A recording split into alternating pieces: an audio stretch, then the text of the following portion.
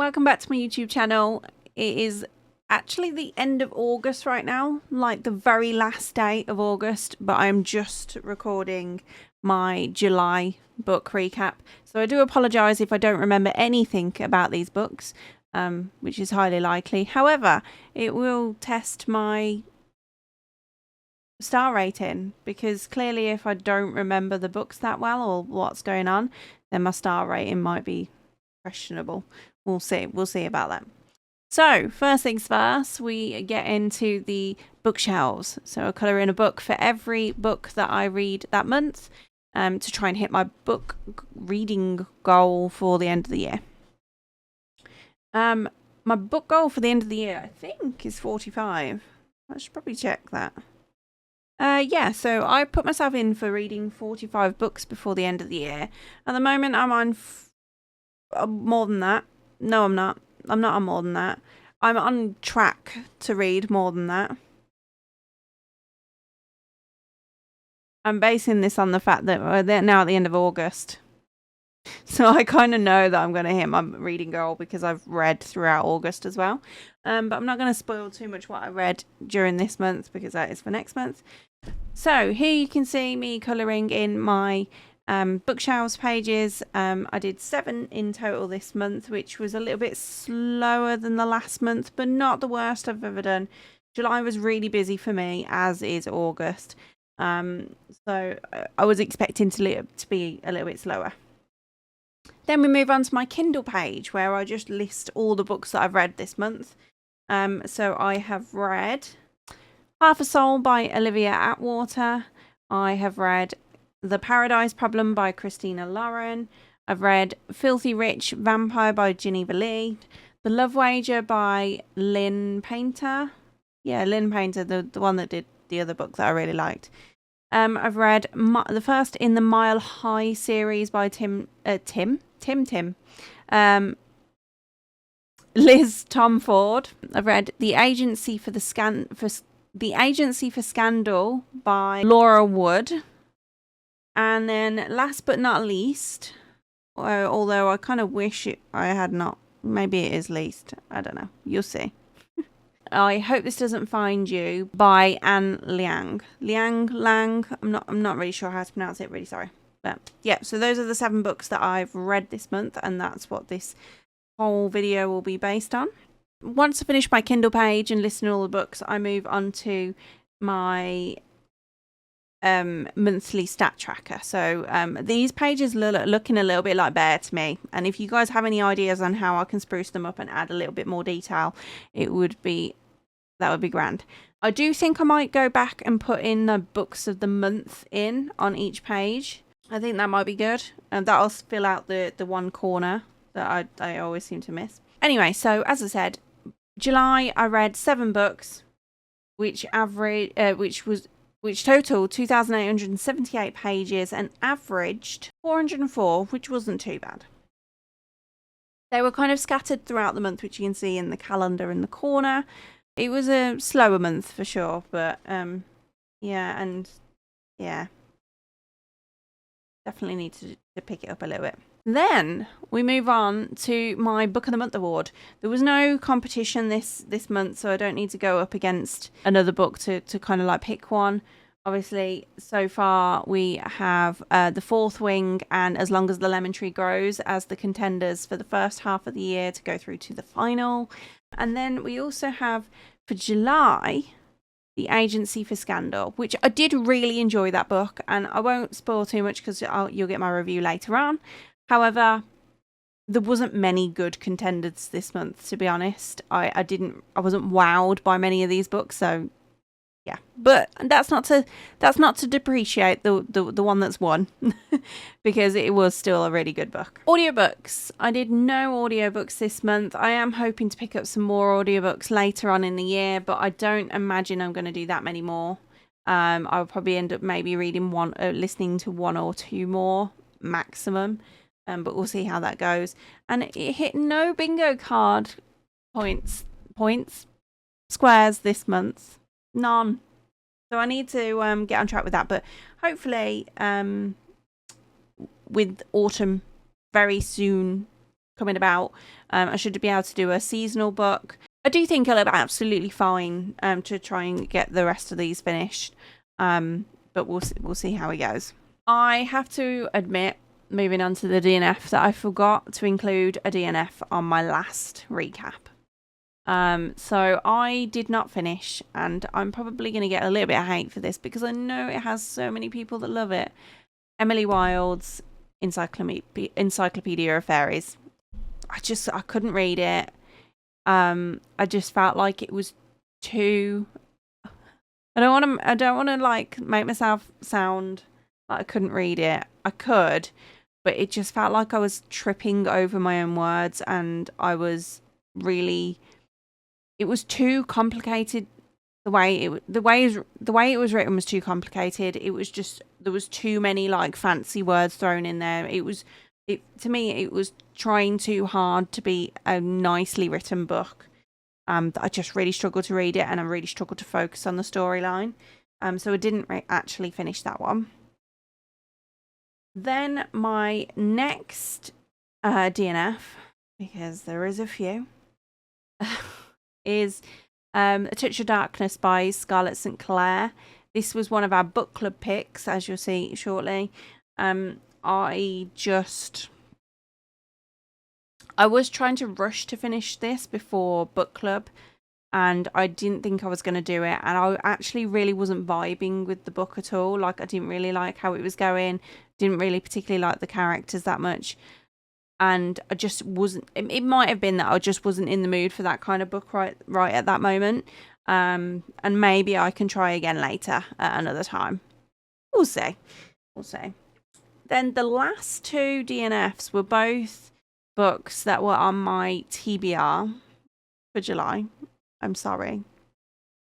But they were also books that I got on, there was like this website that basically told you all the books that were free with Amazon that day. So these two books were both free on Amazon on Kindle. I don't know whether that, I don't know. I wanted to say that like maybe there was a reason for that. Maybe it was just they weren't doing as well, and that's why they were free on Kindle. However, like the one book I have seen promoted quite a bit, and I've seen actually displayed in Waterstones, and that's Infinity Alchemist.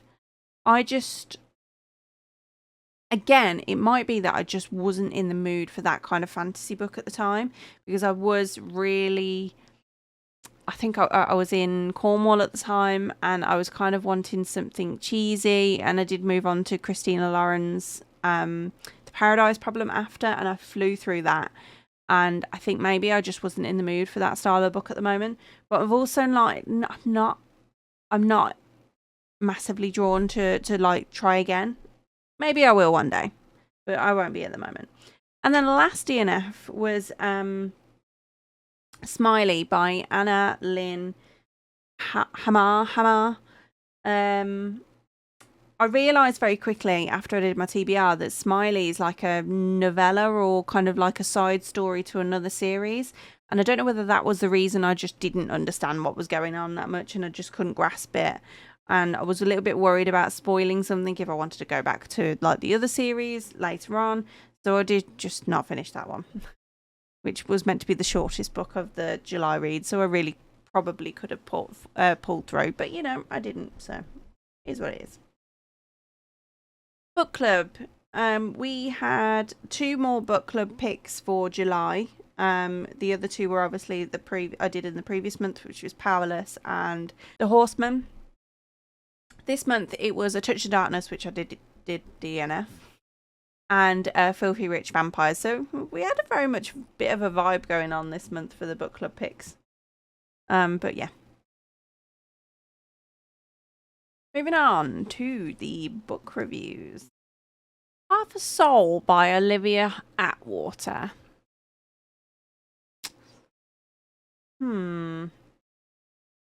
I don't really remember what I thought about this one. I was reading it when I was on the way down to Cornwall. I felt like there wasn't enough going on, and it would have been better suited to be a series, because I just felt like, I don't know how I felt about this book. Like, the characters just didn't, because obviously she only had half her soul. I feel like she lacked any depth, and it made the character a little bit boring. He was okay. He was a little bit arrogant, but like, I just didn't find it all that believable. And not that it was meant to be believable, but you know what I mean. It was a really nice. I need to start using the word nice. Nice is such a boring word. But anyway, it was a mediocre book, and it just felt like it was missing something. It just didn't feel like I didn't get much from it. I rated it 4 stars apparently, and I'm telling you now, I will not rate it 4 stars now. Well, I will, because I put it in my journal. But I wouldn't rate it 4 stars if I was looking back at it now. Just because I don't really remember much that goes on. I didn't really think it was that exciting. Yeah, that's as much as I got from that. I then moved on very quickly. This is at the point where I was trying out The Infinity Alchemist. I really wasn't gelling with The Infinity Alchemist, so I moved on to The Paradise Problem by Christina Lauren. Flew through that book. I flew through it in a sense that I feel like I really needed a like really cutesy rom-com, cheesy kind of. I just needed something fun to read, and that it worked at the time. I don't know why I gave it 4 stars. I probably wouldn't give it 4 stars if I was to reflect on that. The whole idea was a little bit far-fetched for me. The characters were fun. Like, she was really fun as a main character, and it was really nice to see her thrown into kind of like this dynamic where she doesn't fit in. You know, it's typical kind of like forbidden romance in a way kind of thing. And he was really lovely. He was like a golden retriever character, but I feel like I loved it at the time because felt like I was going into a reading slump, and it was helping me get out of that reading slump. But to reflect on it, it was just okay. It wasn't. There's been a lot of hype around it, and I just really didn't get that hype as such. Oh, this month has just been stressful for books, because I then moved on to Filthy Rich Vampire, and nothing happened. Like, nothing happened until the last 10% of the book, and I realised that some books set themselves up to be in like this series arc, and they want to like make sure the storyline can fit over like several books. But this was ridiculous. Nothing happened until the last 10%. Why did I give it 3 stars? It was definitely a 2 star. I read it, I finished it.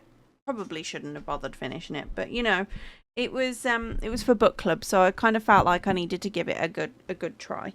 The characters weren't that interesting. The whole thing, the romance was unbelievable. Like, it was just basically, it's just like, why does he have this sudden protective urge over her? Like, why? Why? Oh, I'm getting far too passionate about this. Like, I've been told that the rest of the series picks up a little bit and it gets better, but I have no desire to finish this series. So I'm not going to move on to the next one. Didn't like it. Should have been a 2 star. Why I gave it to a 3, I don't know. Maybe I was just being nice to book club. I made an upsie with the next book. I was meant to... I wasn't meant to. I read The Love Wager by Lynn Painter because I really wanted to read another like Lynn Painter book because I really enjoyed Better Than the Movies. However, did not realise this was the second in a series. It's not the end of the world because most of these like books at the moment, there seems to be this like thing where they go through like one friend, another friend, another friend. And they all have their own romances throughout these series. That's all that seems to happen right now. but it doesn't matter so much. Obviously, usually you go into a book knowing who you're rooting for at the start. So regardless, I don't really feel like I've ruined the first book as such, because I don't know how they got where they got to. I just know that they get together in the end. That's all I can say about that. In terms of like the book itself, a little bit frustrating. It just didn't feel like it was going anywhere. It didn't have much of a plot to it. It just felt like it was, oh, I like him, but I'm not going to admit it. Oh, I like her, but I'm not going to admit it. And then throw in some throw in a crazy roommate that had it was a little bit funny, but had no added depth to the plot. That is how I felt about that book. I'm being really critical, but I really, really didn't have a great July with reading. Like, the books just weren't there. Then I moved on to Mile High, which was recommended to me by one of the girls from book club, but just not as a book club pick. A lot of the book club girls have flew through this series. Again, a lot of people have said the first one isn't necessarily the best. I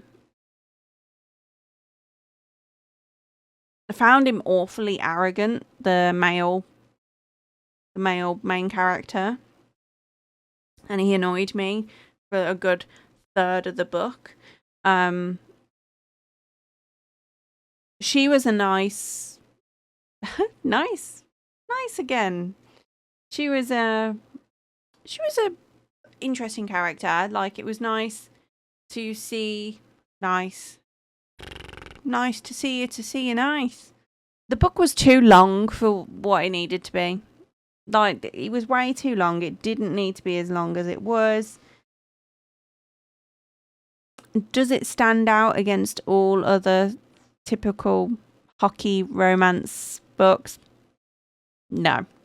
It was just like all the other ones. Nothing stood out and differentiated it. I'm hoping that like the rest of the series can like make me enjoy the series a little bit more than this one. I gave it 3 stars, so it was okay. It was mediocre. I actually really enjoyed The Agency for Scandal. I gave it 4 stars in total. Obviously, it's my winner for the month of July. It was a very sweet story. I don't know whether his side of the romance was very believable. It was very sudden in a way, but it wasn't supposed to be. The mystery was decent enough. And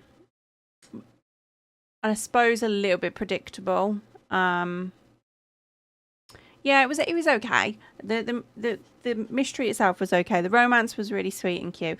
But the biggest flaw, I think, is I believe this is a series, but it's a universe series. So you won't see these characters again. And I want to see these characters again. I want to see them together doing like casework and stuff like that. I want to see them together again. So I was really quite disappointed to hear that like they're not in the next one, or they're not the lead characters.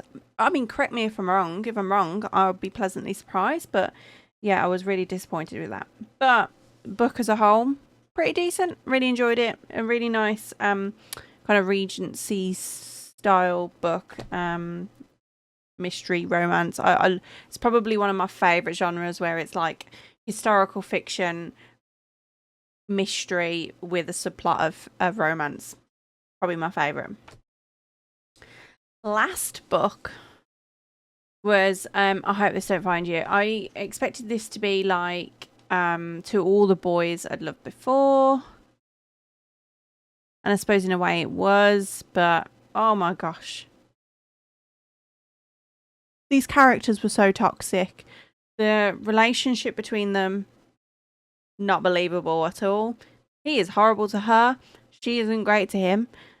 She's a little bit arrogant and a little bit naive and a little bit immature. Didn't like the characters. Didn't really feel like the storyline went very far. I felt like it was predictable. very early on what happened. So yeah, I gave it 2 stars. Probably should have given it a 1 or even DNF'd it. I barely wrote any kind of like description for this one because I just did not have enough to say about this book. It was very disappointing. But anyway, guys, that is my July catch-up. I'm very sorry that it's been revealed at the end of August. That's poor timing on my account, but yeah, so I'm midway, obviously well into my August TBR now. And I'll see you again. I think my next video will probably be a book haul / August TBR. Not August TBR, a September TBR. And then I have also got a reading Spanish books in Spain to come out. And I've got my August recap as well. But that is going to probably be mid-August before we get to that one, because I have not got time to sit there and do my journal. Thank you again for watching, guys. Remember to like, subscribe, and comment if you can. And I'll see you again next time. Bye, guys.